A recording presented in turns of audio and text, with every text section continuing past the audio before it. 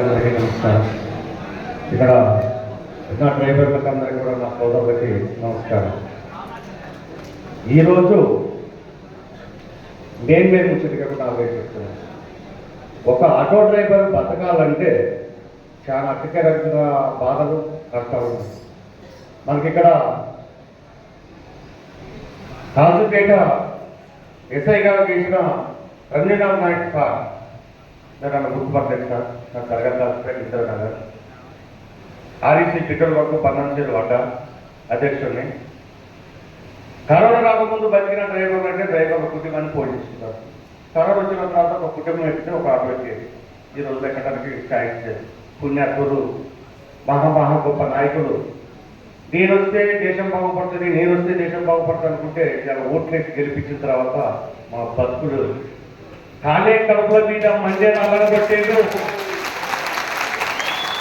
ముక్కలైన రెక్కలతో మూడున్న డొక్కలతో పట్టుకున్న సార్ మీకు అందరికీ నమస్కారం. ముక్కలైన రెక్కలతో మూడున్న డొక్కలతో బతుకుతున్నాం మేము. ఇప్పటి వరకైనా కూడా ట్రాఫిక్ పోలీసు అధికారులు, ఆర్టీసీ అధికారులు ఎవరు మా బండ ఆపలేదు. వాళ్ళకు కూడా మా ధన్యవాదాలు సార్. మీకు అందరూ చెప్పారు. ఎందుకంటే ఆ అధికారులు కష్టపడేది కూడా కుటుంబాన్ని సాగుకోవడానికే, భార్య బిడ్డలు పోషించుకోవడానికి. మాలాంటి వాళ్ళు ఈ ఆటో డ్రైవర్లు కార్మికులు అని చెప్పేసి ఒక్కరు కూడా మీద కన్నెత్తి మమ్మల్ని చెడుగా చూడలేదు. ఈరోజు మేము పంపుతున్నామంటే ఈ డిపార్ట్మెంట్ దయ వల్ల మేము పంపుతాం.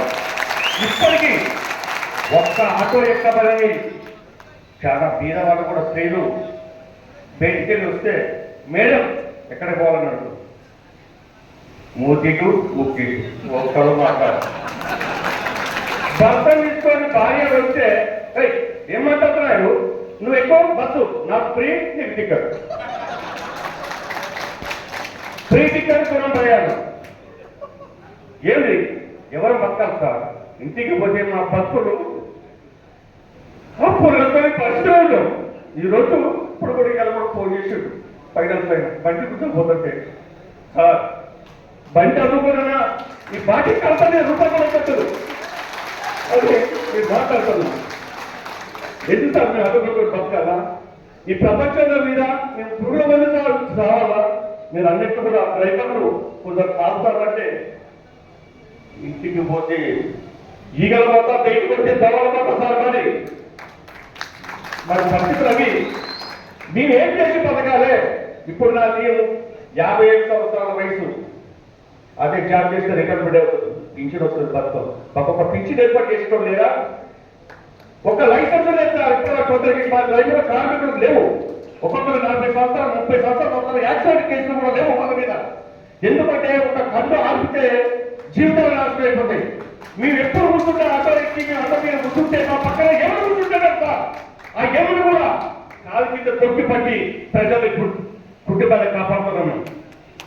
మా పక్కన ఎవరు ఉంటారు సార్? వాటిని కాలుతో తొక్కి పట్టి మా అద్దె కార్మికులు ప్యాసింజర్లందరూ మేము బతికిస్తాడు, మేము బతుకుతాం. మా మీద దయాదాక్షణ లేకుంటే బాలబాయ్ అనుకుంటారా సార్? కాదు సార్ చెప్పిండు. ఒక డ్రైవర్ అంటే చాలా గొప్ప వాడు. ఎక్కడున్నా అంబులెన్స్ సార్ మీరు చూసినప్పటి నుంచి సార్ అందరూ సార్ మా బతుకులు ఈరోజు ఆరోగ్యంగా ఒక్కరు పట్టించుకుంటా నేను. లైసెన్స్ తీరగా మాకు నయం చేయండి. లైసెన్సులు కొంచెం ఇప్పించే ప్రయత్నం చేస్తారు. చాలా బీదలో సొంత ఇల్లు లేవు, ఒక సొంత ఇల్లు లేవు, కిరాయి ఇన్సూరెన్స్ ఒక 5,000 6,000 చేయండి సార్. మీ పెద్దలకు అందరికీ నమస్కారం. ఈ అవకాశం ఇచ్చిన వాళ్ళందరికీ పేదలకు అందరికీ నమస్కారం.